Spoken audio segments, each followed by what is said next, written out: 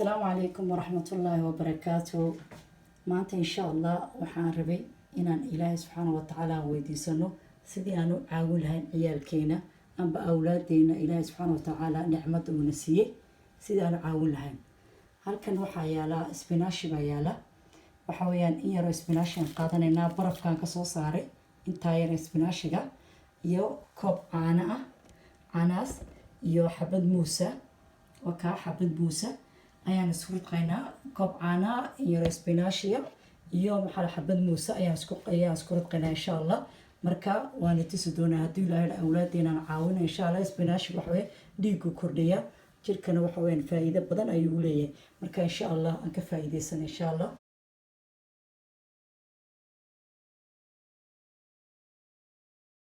waka maasha allah waan ridqay,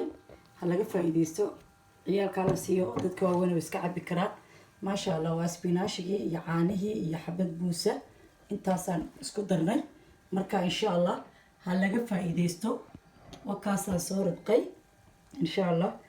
waxaan kaloo rabay insha allah haddii ilaahay nafta noo daayo inaan idoo sheego aan baan inoo sharaxo geedahani waa geedo faa'iido badan, nooc kasta ayaa ku jira. waa liintii oo la engejiyey, waa geed la yidhaahdo asidr. geedkaasi asidr weeyaan geedkii aan markii inoo macnaya cajiradii hore ee malabkii aan sameynay. waa allahuma salli axmed. waxaa kaloo ku jira geedo azhaar badan baa ku jira. waxaan oo dhan waa wada dawo, waxa la isku wada dardaray weeyaan, wada geedo weeyaan. ilaahay subxaana wa tacaala waxaasoo dhan dhulka ayuu ka abuuray amba dhulka ayuu ka soo saaray. marka insha allah in aan ka faa'iideysano, waxa weeyaan geedkani jinka iyo sixirka ayuu ka dawan yahay, faa'iido badan buu leeyahay. ilaahay subxaana wa tacaalana qur-aanka ayuu kaga sheekeeyey. marka waxa weeyaan qofku markuu dhinto, meydka markuu dhintona waxa weeyaan waa lagu meedhaa, meydka ayaa jirka loogu meedhaa biyihiisa. marka insha allah waa geed aada u wanaagsan. qaatay geedkani maantaan usoo qaatay faa'iidadu leeyahay. faa'iidada uu leeyahay waxa weeyaan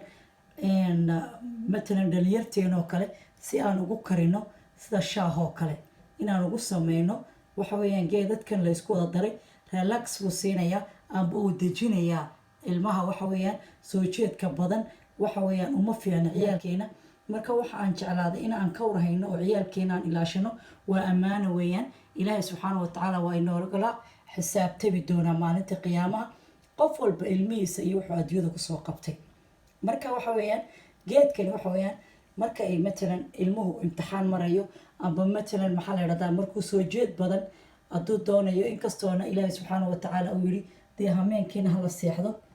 leyla libaasa wa nahaaran macaasha. ilaahay subxaana wa tacaala yidhi daraartiina in la shaqo tago amba iskuulada la tago amba wax la dhigto,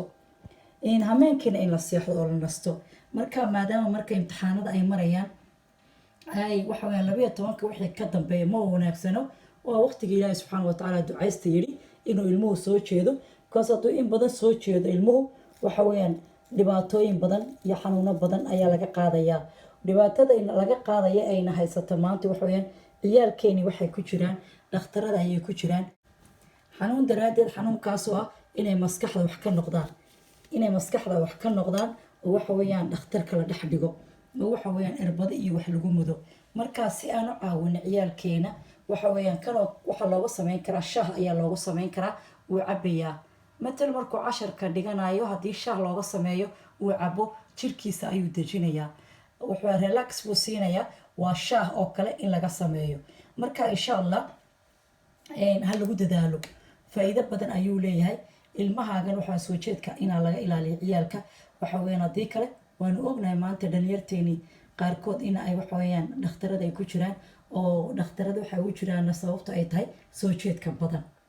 ay waxa weeyaan qofkii maskaxda ku dhaqaaqayso in badan hadduu soo jeedo amba casharka dad badan baanu aragnaa oo koorna ilmihii baa dhakhtarkayga jira oo waxa weeyaan tacliinta siduu ameen oo dhan ugu soo jeeday ayuu maskaxda wax ka noqday. marka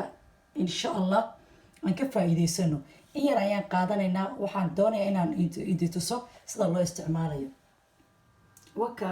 intaa yar ayaad shaah ku karsan kartaa, waa 18 gram. waxa weeyaan intaan markaad qaadatid amba gacantaada waad ku qiyaasan kartaa miisaanka haddaan haysana in yaroo gacantaada intaad ku qaadid waxaad ku ridaysaa shaaha si shaahaad u karsanaysaa waad ka meeraysaa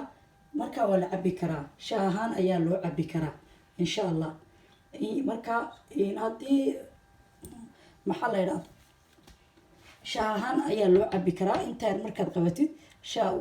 sidii shaahaad u karinaysaa waad meeraysaa shaah buu noqonayaa shaah caadiyuu noqonayaa marka ha loo faa-iideeya awlaada oo waxa weeyaan jirkooga hala dejiyo because waxa weeyaan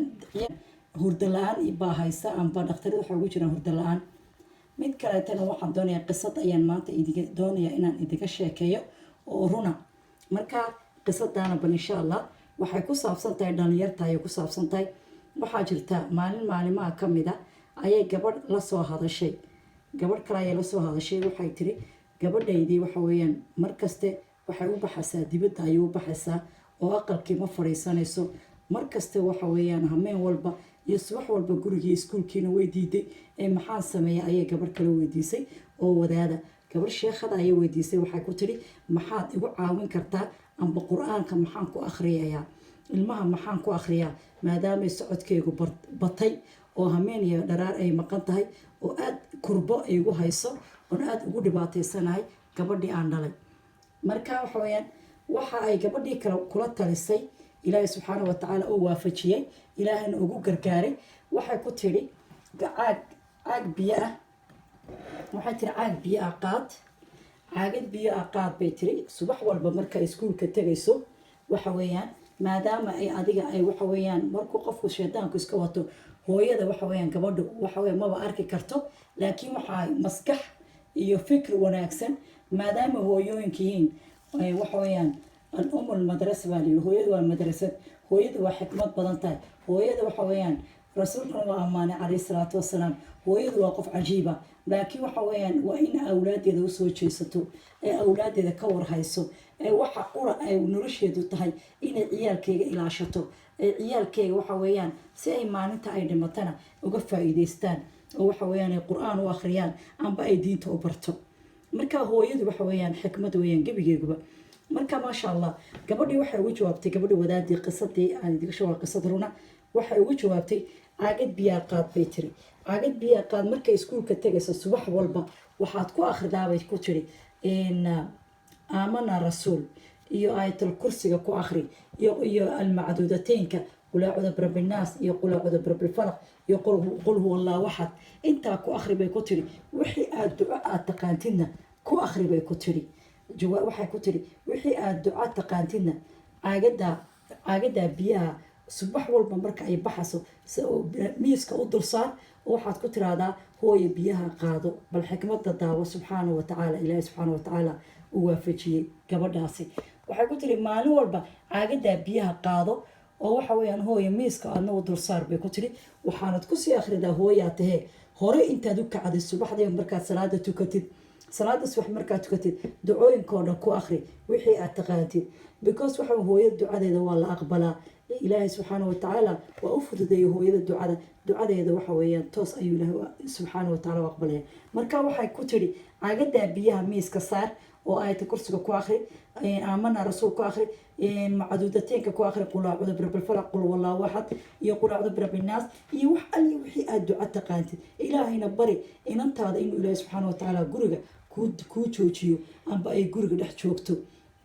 marka maasha allah ilaahay subxaana watacaala ducadii waa ka aqbalay hooyadii waa ka aqbalay ilaahay subxaana watacaala marka ay waxa weeyaan wiig gudaheed marka ay miiska u dul saartay ay ku tiri hooyo waa maxay biyaan hooyo biyaha qaado iskuulka u qaado oo biyaha cab markay ku tiri ay wiigii isticmaashay maasha allah ilaahay subxaana watacaala gabadha yareed gurigii ayay ka babixi weydaba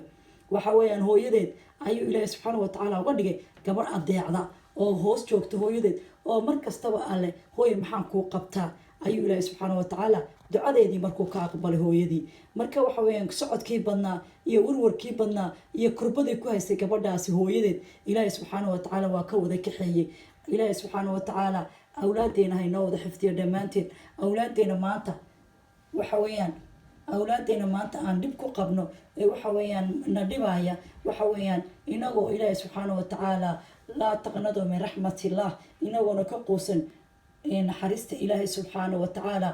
inaanu ka quusanin waxa weyan ha loo baryo ciyaalka waxa weyan ilaahay ha loo baryo ilaahay subxaanahu watacaala loo hoos joogsado oo baryo badan ayay ciyaalku u baahan yihin si ilaahay subxaanahu watacaala inoogu xifdiyo oy guryaheena inoogu joogaan waxaan u baahannahay ay baari inoo noqdaan insha allah qisadaas ayaan raba inaan la wadaago wakaasi asalaamu calaykum waraxmatullahi wabarakaatu